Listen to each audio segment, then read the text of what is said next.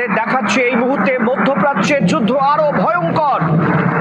Israel নয়, এবার America যে হামলা চালিয়েছিল 3 পরমাণু কেন্দ্রে, সেই হামলার প্রতিশোধ নিতে শুরু করলো তেহরান। ইসরায়েল ইতিমধ্যেই অ্যাডভাইজারি জারি করা হয়েছে মার্কিন দূতাবাসের তরফে কাতারে।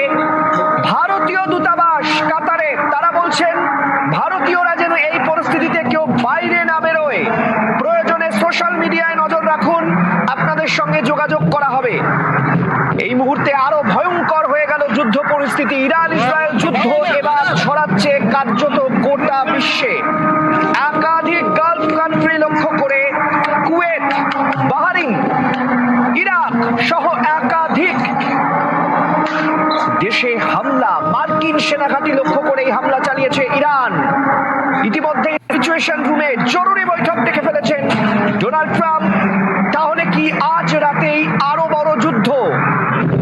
নিশ্চয়ই দাঁড়িয়ে দাঁড়িয়ে দেখবে না রাশিয়া চীন। তারা কি সরাসরি এবার ইরানের পক্ষ ধরে পাল্টা হামলার পথে যাবে? ভয়ঙ্কর হতে চলেছে পরিস্থিতি। আর ব্যাটলফিল্ড থেকে জি24 ঘন্টার প্রতিনিধি, তিনি প্রতিদিন প্রতি সেকেন্ডে আপডেট দিচ্ছেন।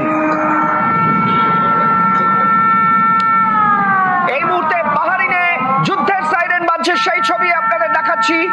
বাহরাইনে বাজছে যুদ্ধের সাইরেন।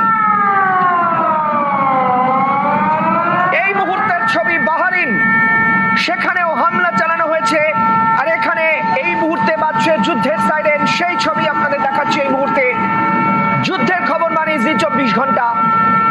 ব্যাটলফিল্ড থেকে লাইভ এক্সক্লুসিভ যুদ্ধের না দেখার ছবি তুলে ধরছেন জি24 ঘন্টার প্রতিনিধি ব্রিজেশ তিওয়ারি। প্রতি মুহূর্তে সেই ছবি আপনাদের কাছে আমরা তুলে ধরছি। যুদ্ধের প্রতি সেকেন্ডের খবর একমাত্র জি24 ঘন্টায়। তাহলে কি এবার বিশ্বযুদ্ধ আসন্ন?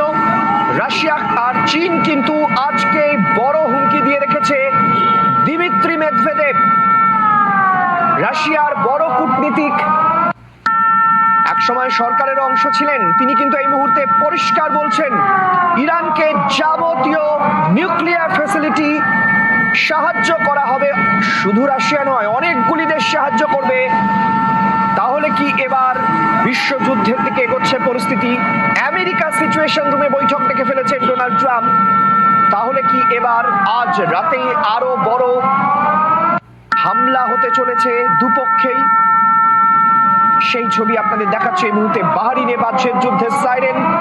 ভারতীয়দের বাইরে বেরোতে নিষেধ করা হয়েছে, জারি করা হয়েছে অ্যাডভাইজারি।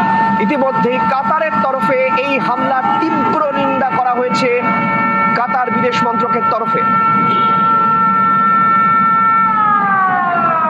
এবার ইরানে কি যৌথ হামলা? ইসরায়েল